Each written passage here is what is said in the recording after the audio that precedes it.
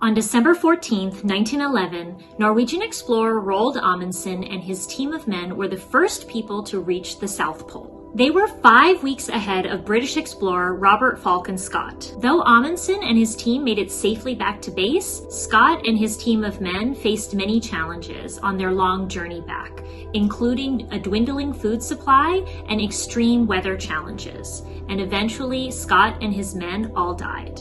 They were only 11 miles away from a supply depot that could have saved their lives. The story of Robert Falcon Scott and his men and their exploration of the South Pole is a story of the dangers of exploring unknown and harsh environments, but for our purposes, it's about the importance of careful planning and preparation when it comes to going after an audacious goal. Amundsen's journey to the South Pole was carefully planned and executed, with an emphasis on efficiency and practicality. Amundsen chose dog sleds as his primary mode of transportation, whereas Robert Falcon Scott chose ponies and motorized vehicles that were not suited to the climate of the South Pole. Amundsen also took advantage of the knowledge and the skills of the Inuit people, who had taught him how to survive in the difficult conditions of the polar regions. When I first heard the story of Amundsen and the race to the South Pole, I remember being struck by the fact that Amundsen chose to bring 4 high-precision mercury thermometers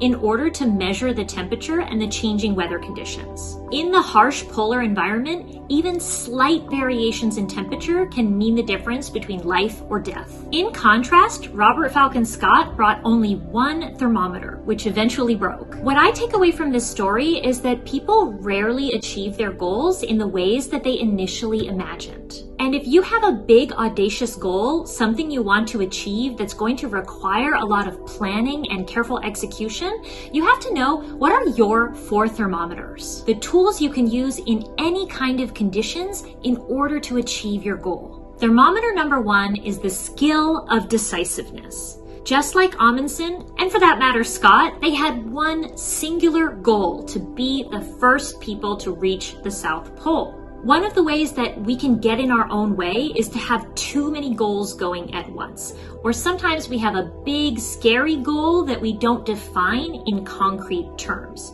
So just like the careful planning and execution that was required to reach the South Pole, one of our top skills needs to be setting the parameters that we would consider successful. One of the ways you can figure out what goal you want to go after is to write down all the potential things you'd like to achieve and look at your reasons. What are my reasons behind wanting this specific goal? Is it that I want to believe a certain thing about myself? Is it that I want people to see me in a certain way?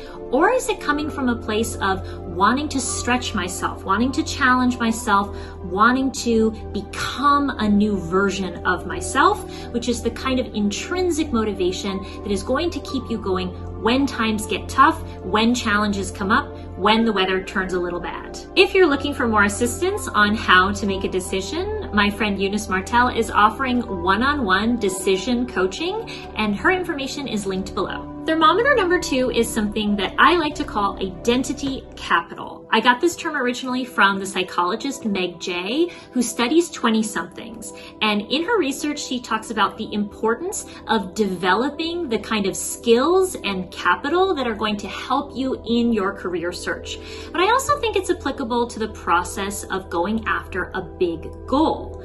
What are the things that you already bring to the table? These can be skills that you have developed over the course of your lifetime or things that you are naturally talented at. Essentially, what we're looking for is what are the types of things that make you uniquely suited to achieving this goal. When it comes to recognizing and employing one's unfair advantages, Roald Amundsen again sets an example. He was born into a family of Norwegian ship owners and ship captains, and he had spent many years already in a life at sea, including many years of polar exploration before he set the goal to become the first person to reach the South Pole. The 3rd thermometer is your team. Who is pulling your dog sled? Sometimes that just means who are the people who support you and encourage you? Who are your cheerleaders? Who are the people who think that you can do anything you set your mind to? And finally, the 4th thermometer is implementation. How are you actually going to take steps forward towards your goal? My recommendation is to approach your goal with a spirit of adventure and exploration.